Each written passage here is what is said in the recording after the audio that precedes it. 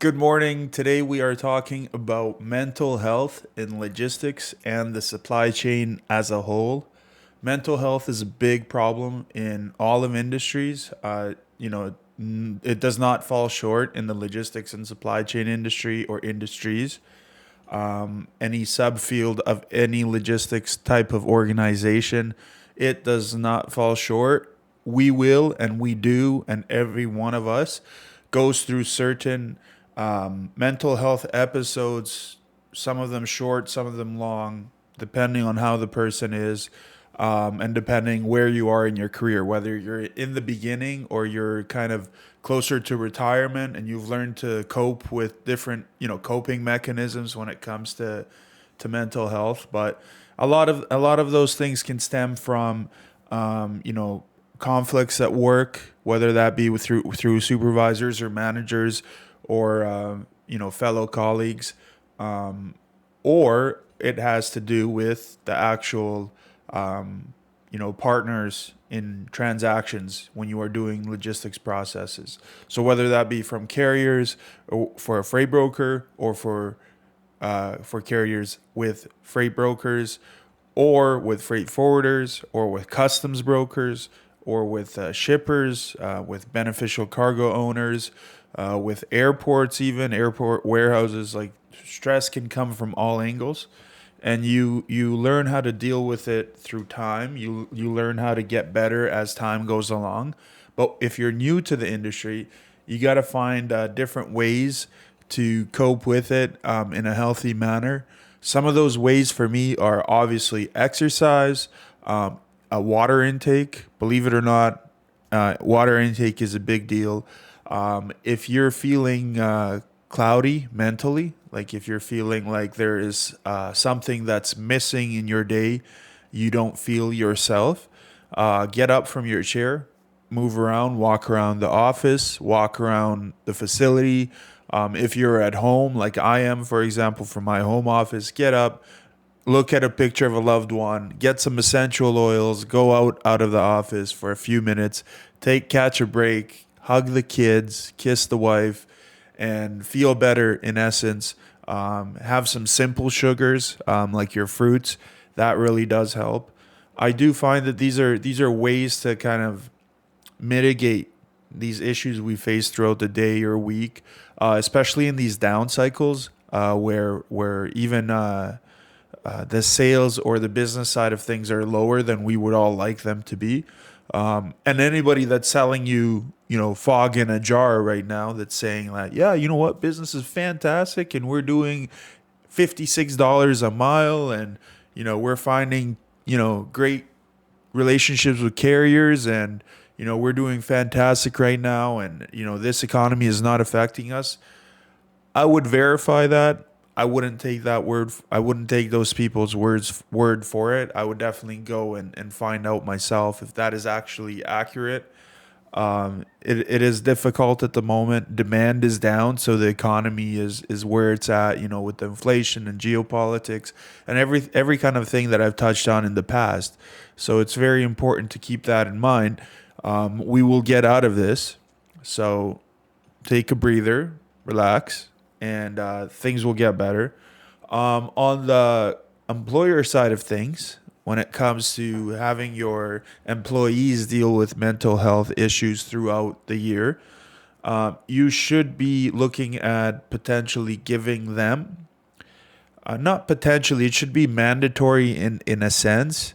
What I mean by that is you should have a program that best fits your company and what you're able to do, and have some sort of employee assistance program. So something to do with a mental health framework or support structure that will help your employees access coaching or counseling or therapy. You know, something that'll boost their confidence, but something also that's done in private. So if someone does have an issue, they are more than free and able to come to you and discuss the matter with you and talk to you as to what is possible and what can be done to assist them to feel a little bit better than they currently are feeling. So a mental health support framework that can help in that way. Also, another thing that can really help is any kind of financial or legal advice, because not everyone can afford to actually get a professional financial advisor or legal counsel lawyer. So to get some guidance on a difficult situation that they may have found themselves in, talk to them, because that may be even restricting their productivity at work, but also on a human level, it may be really hurting them in terms of being able to function as a normal human being. And so, bringing them into an office, taking them out to lunch, buying them lunch, going out for a coffee with them, walking around, something to do in confidence, you as an employer, that you can talk with these individuals and find out the root cause of their struggles or their pains, that you can almost see it visually or visibly on them at work. And another thing that you can look at, if these employees of yours, or even yourself, has childcare needs, or maybe even elder care needs, where you are taking care of someone that took care of you when you were younger and now needs care as well. Support for your employees that require childcare, or who are looking to assist their elders. That's a big step forward that you can take, that you can differentiate yourself from a lot of employers out there. These programs are available for some companies. Some of these companies are very well off, obviously, and huge, but that doesn't mean that you cannot assist or help in the process for your employees that have these needs, such as childcare or elder care. If you're a small to medium sized business, I worked at a place once that was really into this, that really did, they take care of their individuals in person. They would take them into the office and say, okay, if you need assistance with this, make sure that any kind of funds that are paid towards this kind of stuff, we will relieve this financial stress by actually paying this on your behalf, so that you can be of fresh mind when you come to work, knowing that we have your best interests in mind,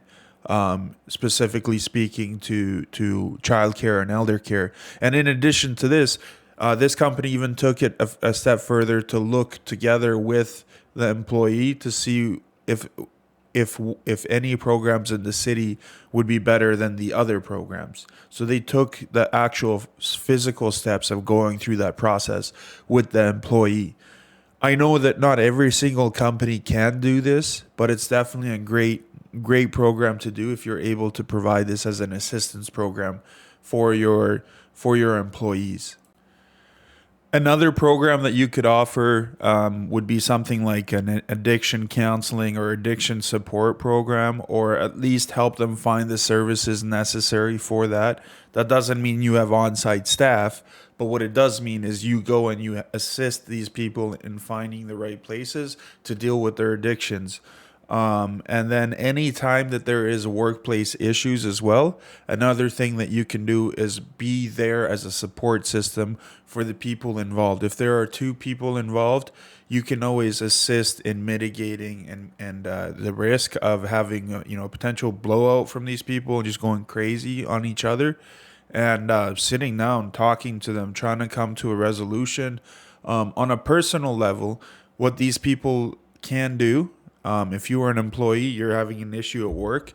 What's worked with me is, if I've had an issue at work with anybody, very rare, but if I have had, I will take them on the side as a friend, as a human being, and say, okay, this is what I don't agree with. This is what you've done that has caused me to be pissed off or be upset or whatever the case may be. And I think that you and I can both do better in this case. If I've done anything to upset you, I'm sorry. Please let me know so I can fix and work on myself as well. But I don't think it's worth it for us to go back and forth and be angry with one another over something as silly as this. And that usually levels off the issues and the hostilities and has the other person open up and really talk about real problems that are happening in their life, where then you almost act as a confidant for that person, where they can speak in confidence too, knowing that you are actively listening to whatever the problem may be, for those individual people. Also, within your organization, you want to make sure that people that are being promoted or people that are currently in their managerial or management positions go through the proper training, are given the proper advice in terms of how to build a team, how to effectively manage a team. Yes, they will have previous experiences, and that's probably why they were promoted in the first place or given that position. But as a company, if you are trying to build an actual brand, or actually have a way that you can promote your actual company within in terms of the cultural aspect of the company, you want to make sure that you're teaching these people, training these people how to effectively manage others, how to work with others, how to motivate a team, how to communicate clearly as to what you are trying to portray to these people, and how to resolve every single day problems that occur within your actual company, within the actual field of work that you guys specialize in. But no matter what the case is, you want to make sure that the people that are within the decision making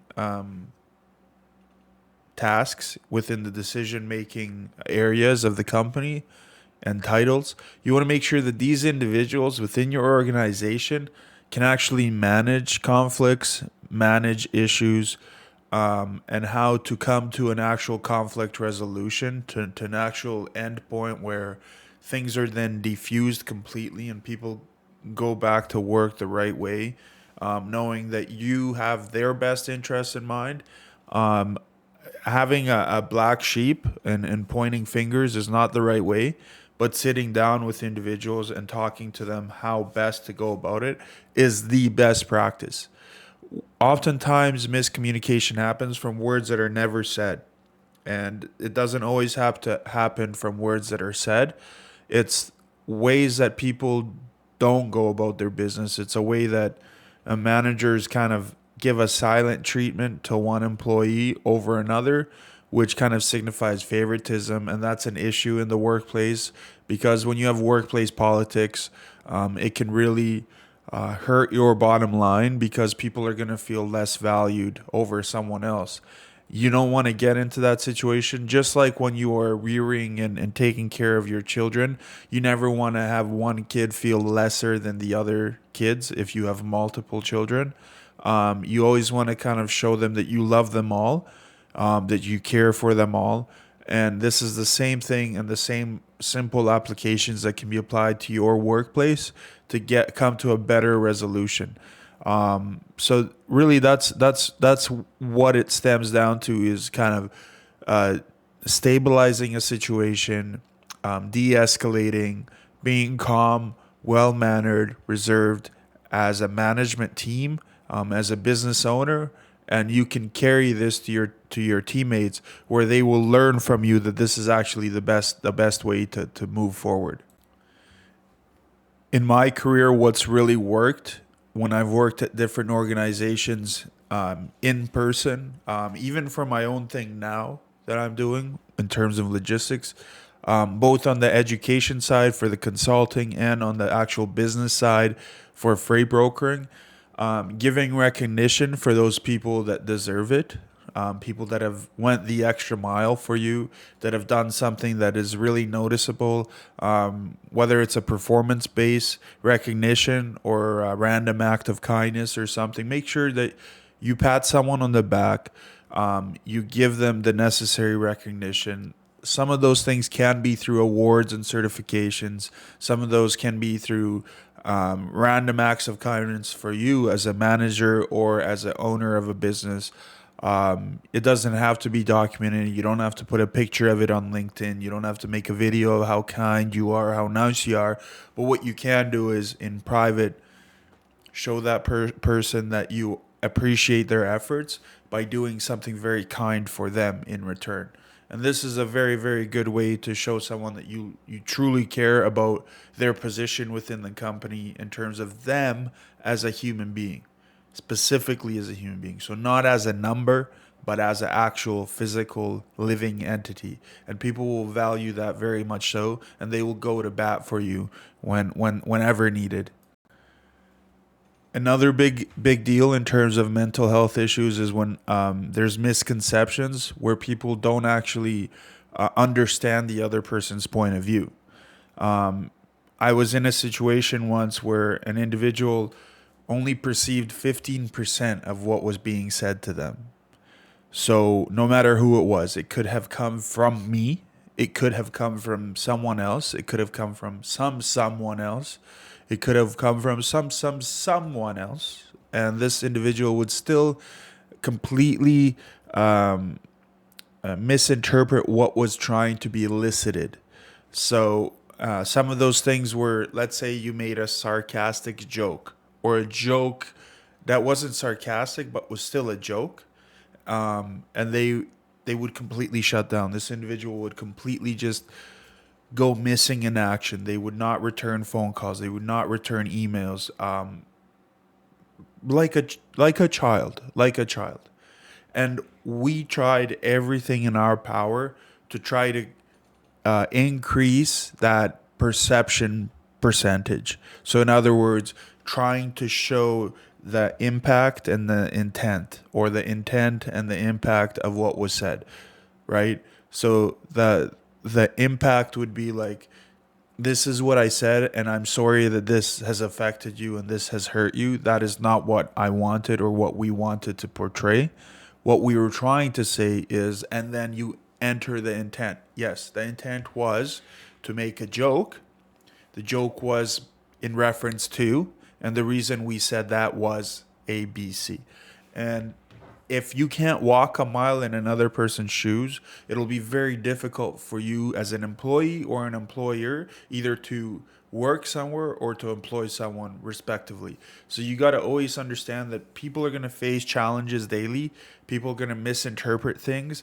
Make sure that you catch on to that, see their nonverbal cues, see what they're doing, whether in their tone of voice, or if you don't see them visually, in the way they are reacting or acting to your requests via email or phone call or text messages, and then come at it from a different angle, an area of, geez, maybe what I said did actually offend this person or hurt this person or made this person feel less.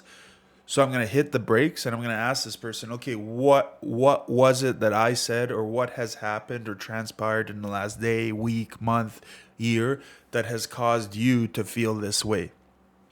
And it's a lesson learned for everybody involved.